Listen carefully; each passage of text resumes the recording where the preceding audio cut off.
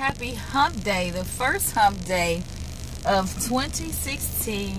Thanks for logging on and checking out what I got to say. It is about 7:20 a.m. Pacific time on January 6th. And just thought I would, let you know what's happening, what's going on, blah, blah, blah. So at this hour, I am heading to, okay. I think you need to stay in your lane, partner, with that big old bus-like truck you driving. Anyway, I'm back. I just started my assignment back up at SAG-AFTRA on January 4th. And that's significant because it was December 4th when they ended the first one at the place. I had exactly 30 days off, and so I'm calling it my unofficial, if you will, month-long unpaid holiday break, right?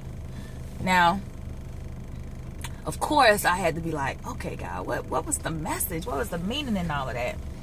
It was tight financially. Yes, it was, but the rent was paid on time. But beyond that, it really, really, really, it did something to me. Really, really tightened up my focus, if you will. Because I'm going to confess, because it had been so, and still is kind of difficult to maintain or to even get back to the level of comfort that I prefer, that I'm used to here. I'll admit, being that I have been at SAG-AFTRA for a little while already,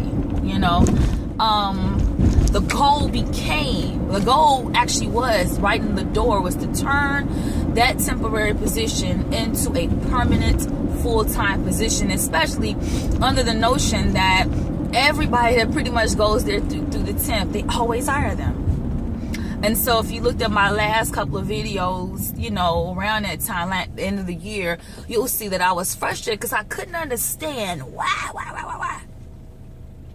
And with this 30-day unpaid holiday, I realized, it just was a reminder that you're not supposed to make that the end goal. Now, hey, if they come calling with the dividends, you understand, on a permanent situation, I would definitely consider taking that bad boy, because I could fuel what I need to do a lot faster than trying to piece it from this entity and that entity.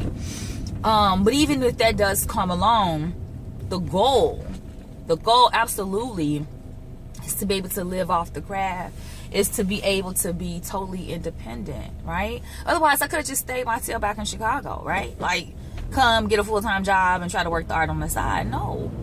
And so I am definitely out of my comfort zone. So now my attitude is, it still is, I'm going to act like I'm making $15,000 an hour, no matter what my title, or if this assignment is 8 days or 8 months.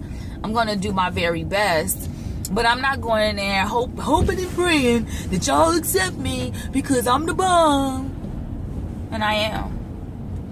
No, I'm not. And I think it all is spiritual. It really is. And so that's where I'm at today. This is day 3. And we're gonna see what happens. I don't have the mindset of, I'm just ready to move at any moment, if you will. You know what I'm saying? I learned not to go into panic when something unexpected or undesirable happens. I got a crash course or review course in trust. Because within that 30 days, when I began to pick up some hours on my other part-time job, they actually dropped my wage almost about 40% within that time. They did. I'm one of the best drivers they have for this company, and it just did not make any sense. And again, I see that as the redirection. Where am I supposed to be going? What am I supposed to be doing? Because obviously I'm working beneath that. and just dealing with reality. All I know is I gotta live today, even though I have these lofty goals which I moved out here for. So I don't know if this is going to help you, touch you, or whatever. I know that a lot of people have goals of being entrepreneurs. You done kicked off your 2016. I'm going to be a business owner. I'm going to be this, I'm going to be that, da. And I really, really, really just got a taste of that to some degree, or the feeling of it, to have total control over my schedule and to get some things done.